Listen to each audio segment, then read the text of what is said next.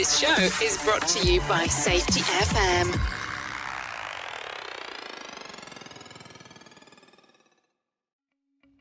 Welcome to Unapologetically Bold, I'm Not Sorry For.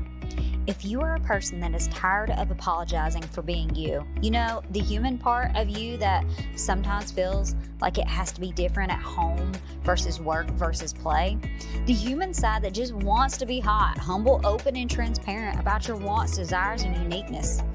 If you answered yes, this is for you.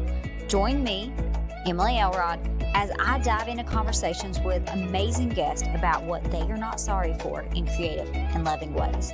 Let's get started. Hey everybody, welcome to a Friday edition of Unapologetically Bold, I'm Not Sorry For You. So yes, this is a Friday for everybody. It's one of our first, but it's deserving because I am blessed to have a friend with me today. So welcome. What's going on? Hey, so thank you so much for joining us today. I have got to learn about you through different people. Actually, a lot of them are a part of your team as well. So, but for the people that don't know who Dale is, don't know anything about you, let's just get started with that. Who are you? Tell people a little bit about yourself. This is the easiest thing for me to do. I'm really good at talking about myself. So my name's Dale Dupree. I'm the leader of the Sales Rebellion. I'm from Orlando, Florida. I'm an ex-sports fanatic turned nerd about sales. Was once a rock star that toured the United States in a heavy metal band on a major record label. And I believe in radical authenticity. I believe that every single human being has a calling on this earth, whether it be big or small, that no matter how we perceive it, that it will be impactful for others. And again, like even if it's just in one instance, that it could change lives, that it could cause people to turn from their ways of not being able to tap into what it is that they've been truly called to do and feel inspired. So the Sales Rebellion exists to tear down castles, the castles of the old guard specifically, and to build a kingdom. So we're out here with pushing a movement, trying to make sales great again, without the politics. I love it. That's Dale Dupree. Oh man, there's so many things that we're going to touch on in this 30-minute time span. But one thing that I'm just going to already quickly note on is that knowledge is not always power. Knowledge turned into information that is then to inspiration, to transformation. And that's what you just quickly in the hearing is what you're already noting on is the importance of not just giving people knowledge. So let's continue that little theme today. And again, we want to, before I do the ask, because I'm not good at it, but I'm getting better. Because if you don't ask, you will never receive. So please continue to like, comment, and share, as our goal is to bring positivity and humanity to your newsfeed. Again, this is not rainbows and butterflies. This is actual humanity about, hey, we have connection. We have the ability to come together. Let's embrace that and let's do that together by being unapologetically bold of who we are designed to be. So the podcast is called Unapologetically Bold, Dale. What are you not sorry for? The little clip you made for me like exploded on some of my social channels, and like all my friends were hitting me up going, yo, when is this? Because this is an awesome promo. So I loved what you put in there, right? Because I'm not sorry for being a rebel at all. It's what has defined my walk. It's what has created my success. It's what has helped my relationships to flourish and grow. It's what's helped my spiritual walk. It's what has literally defined the legacy that I'm living out, which is a tree branch of my father's. Anybody that knows me knows that my dad was my best friend and will always be my hero. And that his time on this earth was, what defined a lot of my success in regards to my outcomes, my choices. And so I'm a rebel through and through. I was even a rebel, like, when my dad would tell me, hey, do this, I didn't always say, yes, sir. And I believe that those are the types of things, though, that my father, as a man of action more than anything, and a man that was able to sit back and help me to define my walk by letting me make my own choices, that instead of being, upset with me or ticked off that I was doing something he didn't ask me to do, he allowed me to rebel and to figure out, the answer to the question on my own, to risk, to fail. And that's what really enabled me to become who I am today.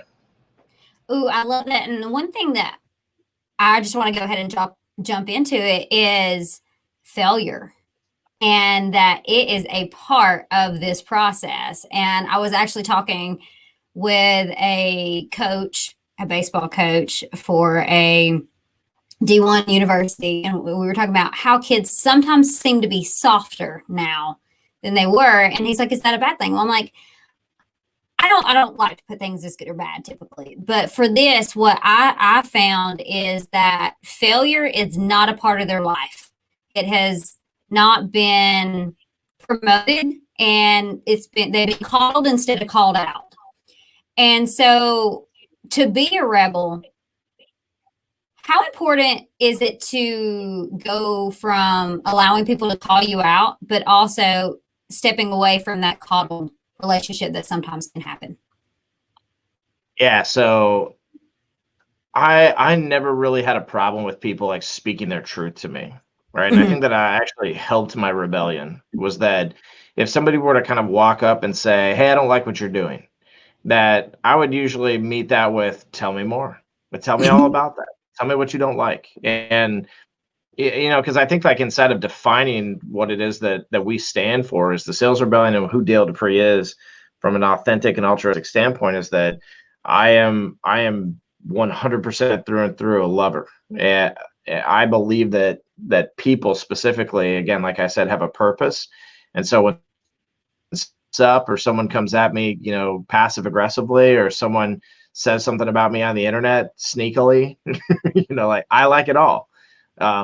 Not to say that I thrive on negativity and crap talking behind my back, right? But I do thrive on the idea of that people and their opinions are what will make up my reputation. And so I like to hear what people are saying, because I like to sit back and then evaluate for myself. Hey, should I change that? Am I being too aggressive here? Is this a bad vision, that I'm living forward and on these particular subjects? But I'll tell you, though, is that I think this goes for most people, though, Emily, is that the conclusion you come to is one that you define yourself. There might be a little bit of influence, from it. And this whole notion of failure and what it is really just learning for the most part. And I mean, a tired way to say it these days too, like everybody and their mom calls failure learning nowadays, but I call it accountability, right? I think that failure is really just an accountability partner for us to sit back and say, hey, maybe you should look at these things, or maybe you should change the way that you're pursuing X, Y, and Z, right? I believe that there's just a little bit more to it that we're not allowing into our lives, right? And so some people are just not tapping fully into this notion of what failure truly is, and others are like taking it way too serious. Like, I will say this, and maybe I spark a little debate here between the two of us. Maybe you disagree with me, but when people say things like, "I try to fail," I kind of listen to that sometimes, and I go, I don't know about that. Like, I don't know that I sit around and go, let's screw this up and make everything suck, right? Like, I just don't think that that's it's a really healthy thing to think or say or to believe for yourself. And so for me personally, like, I'm not trying to avoid failure, but I'm just allowing, the things that happen in my life to naturally be just that, what happens in my life. And I think that's important for us. We say fail often, fail safe, but fail quickly. And the aspect of that is are you allowing variability in essence? Are you allowing something to knock you off course and you taking interpretation from other people? And I think that's a good question that Nathan put is, failure is okay, but we can't remain a failure. What is failure? And for me, yes, it is a part of being a lesson that some people say, but it is, for me, I think I would count it back to accountability. And this is what I ask my people all the time is, am I allowing grace for you? Am I allowing the thing that, hey, I'm a human, I'm going to screw up. And I just want to make sure that I don't put this pressure of perfection on you, because we can never reach it. And so that's what failure is for me, is it's a part of that accountability, but allowing for lessons to happen in that. And so for you, what was some of the things that you have found? What is, like, whenever you're like, hey, I need to be a rebel? Like, when was it the first moment you're like, yes, this is it? Yeah, so let me define what a rebel is to me before we jump into this, which is a rebel to me is, and let's just say this, what is our rebellion? That's a better way to kind of look at it. Our rebellion is built on hope. It puts people before products, community before commission checks, experiences over performing pitches, and fellowship over negotiations. So for us, like, our rebellion is against this idea of mediocrity. It's against this idea of that somehow if you read this book and take this course that has 10,000 videos on it for $9.99 a month for the next 2 years, that you'll be the best seller ever, right? What we believe is in this very authentic look at what sales truly is from its basics, the core values of people, the principles and ethics of people. And this is like, this doesn't just, I'm not just saying like my core values and my principles and ethics. I'm talking about cultural diversity as well included in this, that some people speak differently to each other and being, very appropriate with that kind of audience, and also accommodating to it is a way that, you as a salesperson can tap into a psychological theory that then gets people listening to you differently, right? It's like this idea of like a Democrat trying to convince a Republican to vote for their party. Like, it just doesn't happen that easily. Most of the stuff that everybody watching right now sees on Facebook, they're plants. When they're like, "Oh, you changed my mind." Yeah, that's not real.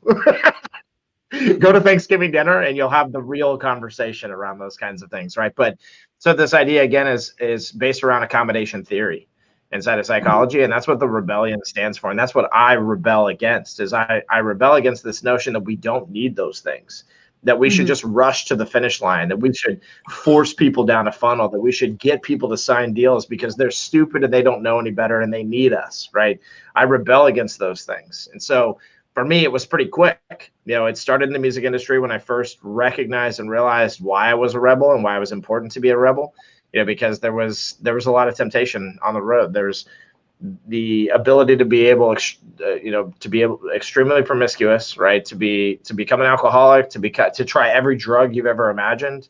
And I was in a Christian band, right? So, the way that I started, from a cultural perspective, was in an industry where these types of things were just normal and it was okay. It was like that, what happens in Vegas stays in Vegas thing, right? Like, every night of your life, any city you were in, you could be in Tucson, Arizona, and that rule still applies, right? So that's really where the origins came from. And then being around my father and recognizing, that the salespeople that I knew and the sales organizations that I was up against, and the way that people were kind of being shisty inside of, a negotiation or a competitive bid, that it wasn't for me at all. And my dad was a great example of the opposite of those things. So I had a leader that was culturing me to that point, throughout my early existence, but also as an adult when I first started into the biz. So my rebellion really started in 1984, if you really want to know, which is when my father founded his copier firm. That was the day that he decided to step out of the big box store and say, I'm not doing this anymore. I'm going to treat people differently. I was born a year later with toner running through my veins and that rebelliousness. So I love that. And I love the story and the passion. And my father was an inventor, and I followed a lot in his footsteps. There's some of the greatness that he built into me and that confidence. But two, it also takes a rebel to also step out from underneath your father's shadow. So I want to talk about that for a minute, is that in essence, you are a father of, or a child of a rebel, but finding your identity in that, and that you are also a rebel yourself. How'd you do that? That was tough because I struggle with depression. And for me, it was like who I was, or who I perceived myself as, at least, was like somebody that couldn't handle, you know, stepping outside of anybody's shadow or being my own leader at that. Right. So it was tough, to say the least. It was tough for me, but I was a creative, and I always have been.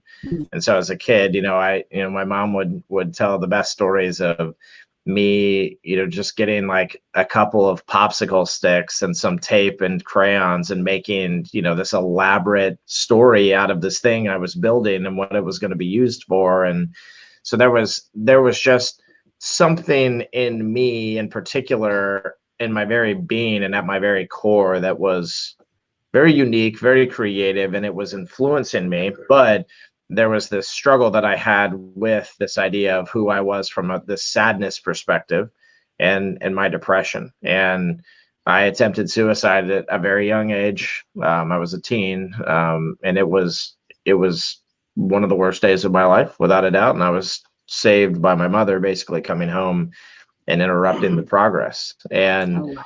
the things I put her through in those moments, the things my dad went through, for the next several months with her as well, the things I went through, I started to doubt myself a lot at that point in my life. And, for me, it was what really healed those things was community, and like surrounding myself with people and being held accountable. I'd say probably around the time that I was like 22, 23 years old, I had a prophetic word from somebody, actually. And then I was sitting with one of my mentors, and I was talking to him about the prophetic word. And my mentor at the time, he was 46. God, he's old now. but it was 46 at the time. And he said, bro, I have lived life. I've made tons of money, had tons of success.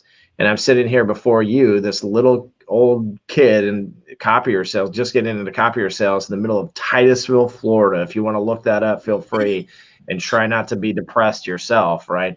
And he said, if you can teach me the things that you have after all the life that I've lived, there are big things on the horizon for you. And I remember kind of feeling awkward about that. Like, what are you talking about? But also feeling empowered and enabled. So I think that for all of us, it doesn't technically come from ourselves and us just waking up one day and saying, I'm going to be this thing, that it's influenced into us. And it doesn't mean that it wasn't always there, but in most cases, it's usually somebody else that helps us to see exactly what we're worth.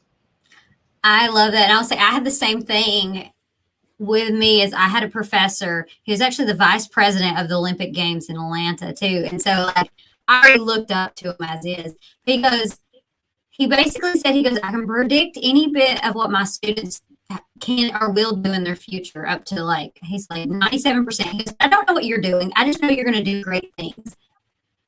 But for me, I didn't know how to interpret that at the time. So I took it as almost a burden at first.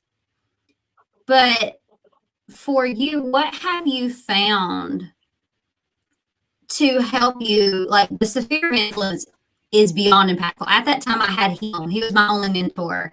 Like, and he was the only one speaking life into me. And now, if you ever get an email from me, it says the kiss of death is to be the genius with 10,000 helpers instead be the genius with 10,000 geniuses. How has the people that you have been around, your sphere of influence, allowed for this rebellion to actually come to life? Let's say that it's two different ways. I would say there's kind of two different directions, even. That one group of people that were influencing my life, and it was a large group, and most of them aren't in my life anymore, were helping me to understand like what I didn't want. and what I desired actually not to be a part of. But because of circumstances or who I chose to be at that point in time, which was not myself, I spent a lot of time, with these folks. And again, it's not a specific group. It's, kind of just like a myriad of friends that I had and influencers that were in my life at a certain point in time. But I broke away from them, because of their influence. And in the process of that, I found the people I sought out and found the people that surround me now. And what I'll tell you is this, is that some of them, whether they're mentors or they're just buddies or whatever the case may be, some of them are people that you wouldn't expect me to hang out with, quite frankly. And it's not to say that they're doing like terrible things, right? But that they're the very opposite of the culture around what I'm raised in, what you would stereotype me to be a part of even.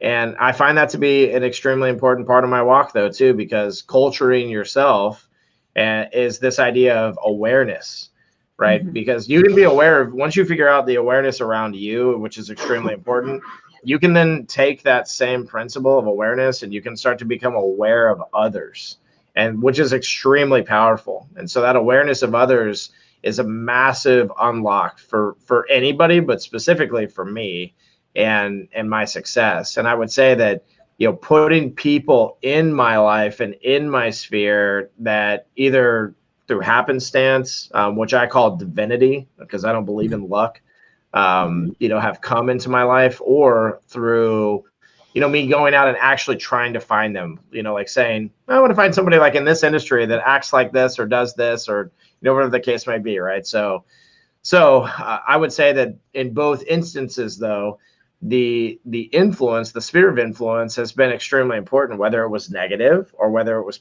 positive. And the most important would be like to create a sphere of influence that has a very inclusive approach that other people could even look at and might say, like, I would never expect you to hang out with these groups or be on these types of boards, or, whatever the case may be. I love that. And the part that makes me think is I tell people all the time, you do not want like-minded people always around you. You want like-hearted, because if you really want to grow and get to the next level, you need them to tell you you're wrong and you're dumb. And whenever you do something like messed up, instead of being like, oh, that's such a great idea. I worship the land that you walk on. Yeah. But totally. How many people have you probably encountered that do that? And like, for me, that's a turnoff. It's like, oh, love you, but at a distance. Yeah, I mean, I've encountered my fair share. I think the thing is, though, is that I just was raised so much differently that I have so much love in my heart for people in general that I have no ill will toward anybody. I even the people that, and listen, I've been targeted like hard over the last couple of years of posting content on LinkedIn and trying to create this company and this movement. I've had people sign me up for gay dating websites and like spend 4 to 6 hours conversing with people on them just to get them to call me. Right. And that's when I used to put my cell phone out there a lot more frequently. Now it's a little bit harder to find, but and like furthermore, like imagine how that affects your marriage, right? When you're sitting on the couch with your wife and you're getting texts from some guy that's like, hey, when are we hooking up? And furthermore, like it's been intense. I've been called at like 2 a.m, like 90 times, to the point where my phone's finally like, something's wrong, and like comes off of silent mode. And it's just some guy drunk in some country or state somewhere else, like making fun of me, right? Calling me the copy suckier, and like all kinds of crazy stuff. Like, and I've taken the brunt of a lot of these things, and it gets darker than that too. I'm giving you the PG versions, to be quite honest with you, but those people influence me too.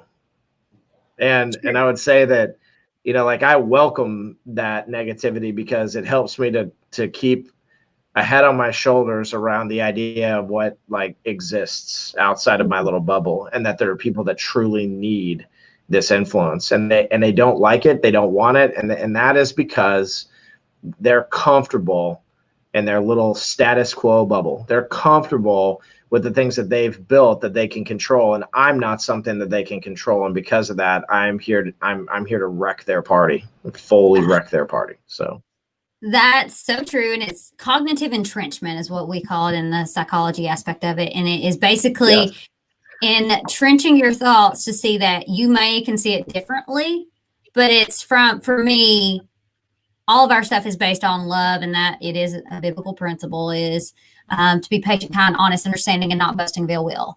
And so in that, you have to be honest with people. And that's one thing I want to get on in a minute, because you are honest. You're, from the content that I see and from the people, you're very honest with your people, but you do it from a love lens.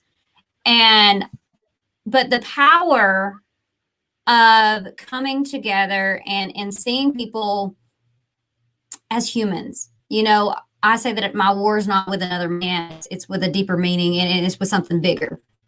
And if I make them my enemy, I cannot have compassion there for them, and maybe to understand why they're doing what they're doing.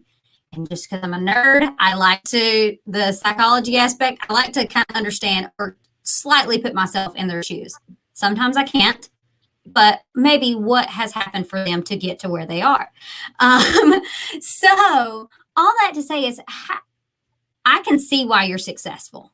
Just from a psychology and a human science, the physiology aspect, you are about connection and caring. Like it's which is a whole different ball game, apparently, from the sales world. I don't come from that sales world. I just have dealt with sell people, and they're not been my friend. I love them from a distance again. But for you, how are you a rebel in the sales world? The sales world, yeah, like where we start is like, I'll just give you a couple quick bullet points. Where we start is like prospecting. We don't believe in 150 dials a day, and that somehow that like keeps the doctor away or the sales manager away at that, because if there are no results, then you will be fired, and you will not have the success that you desire and that you're working toward in the first place. That people are so wrapped up in this idea of the KPI or the metric that they continually dig a hole of deceit for themselves that they lie in, and that they eventually will die in. And for us, it's this idea of radical education. Like we believe in radically educating prospects. We believe in getting attention, because time is the actual currency of sales inside of the sales rebellion, and we believe that attention is the exchange.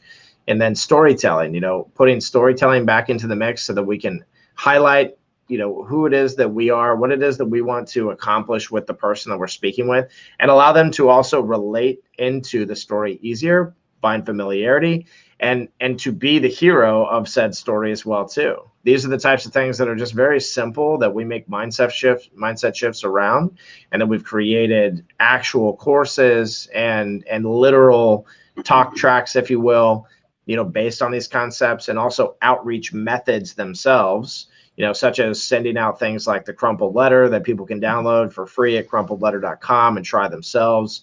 That again, that cause a stir and an awakening inside of your prospect that causes a sense of wonder as to what it is that they could do differently with you. Another example I'll give you is that we believe that pipelines are rusted, broken, and leaky, and they're old, and they're old news. We believe in a living pipeline. We believe in this idea of giving experiences to your prospects, especially after they tell you no, not interested, and being something again that like comes back, shows up, and not just because it wants the sale, but because it believes he or she has a purpose, and that they are in those moments and in those instances in particular for a reason. So, really like a lot of our terminology even is based around affirmation concepts. So like the outreach theory, we call it reason, which is, again, like this idea of that every day, if you believe that your outreach is to give people a reason and to speak your reason, that you're taking a hard stance against the negativity that might be infesting or the self-doubt that might be, hurting your outcomes in the first place. So that's just a little overview of some of the things we rebel against. Oof, that's good, because for us, it's accountability, but it's connections, ours. But it's oxytocin releases. So for anybody else, like oxytocin is what bonds people. And what the psychology that is coming in is that in essence, you're creating connection and bonding. And it does not happen in a day. It does not usually happen in one call. That's cool. Would you say that you're doing a long-term game more than and maybe short-term as well, but adding awareness with care and love? Yeah, absolutely. Like our game is long term because we believe that when you're playing the long game, that you will get short term rewards inside of said long game. That's what people miss. They think, oh, if I play, I don't have time to play the long game. Listen, if you start playing the long game today, I guarantee you within 2 to 3 weeks, you will start to see results in the way that your outcomes are coming to fruition. And they're not all going to happen that way. But again, the idea is that I spent 7, 8 years at one organization in particular, just like literally changing the entire landscape of their success. And I was the number one rep year in, year out, never dropped that mantle. Company went from $8-9 million a year to $25-26 million a year.